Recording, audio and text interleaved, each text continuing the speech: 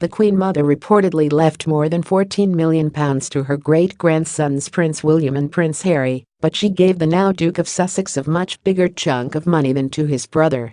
As any other loving grandmother, the Queen Mother put aside some of her funds to be given upon her death to her great-grandsons Prince Harry and Prince William.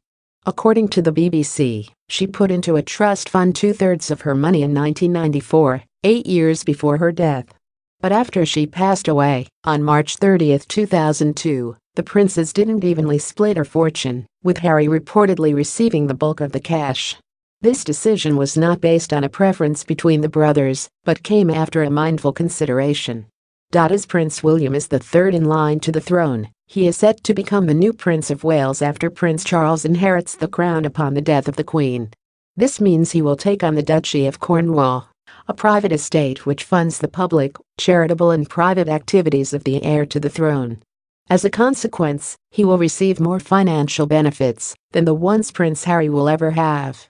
Following the Queen Mother's death, Buckingham Palace had to release an outline of her will following an order of the High Court, urging the royals to not keep it private. Her testament showed the Queen Mother left a fortune worth millions to her heirs. Her entire estate is valued between £50 to £70 million, was given to her only surviving daughter, the Queen. The monarch's inheritance includes works of art and house contents, the most important of which went on public display.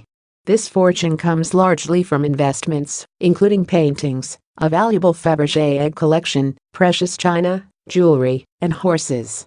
A statement released at the time read, Queen Elizabeth the Queen Mother has bequeathed her entire estate, which mainly comprises the contents of her houses, to the Queen.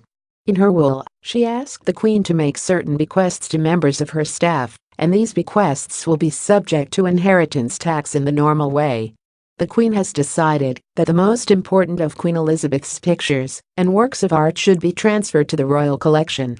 Some of these items, including works by Monet, Nash, and Carl Fabergé, from Queen Elizabeth's collection will be on display in the Royal Treasures exhibition, which is due to open at the new Queen's Gallery, Buckingham Palace, on 22 May.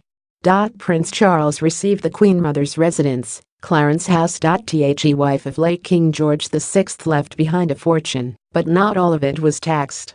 Thanks to a special legal clause agreed by former Conservative Prime Minister John Major, the Queen didn't have to pay inheritance tax on the estate. The clause rules that inheritance from a sovereign to sovereign, or the consort of a sovereign to a reigning monarch is exempt from the 40% tax, above a £250,000 threshold. This decision was made to avoid erosion of the royal family's wealth. ANY bequests from the Queen Mother to staff and other members of the family was, on the other hand, taxed.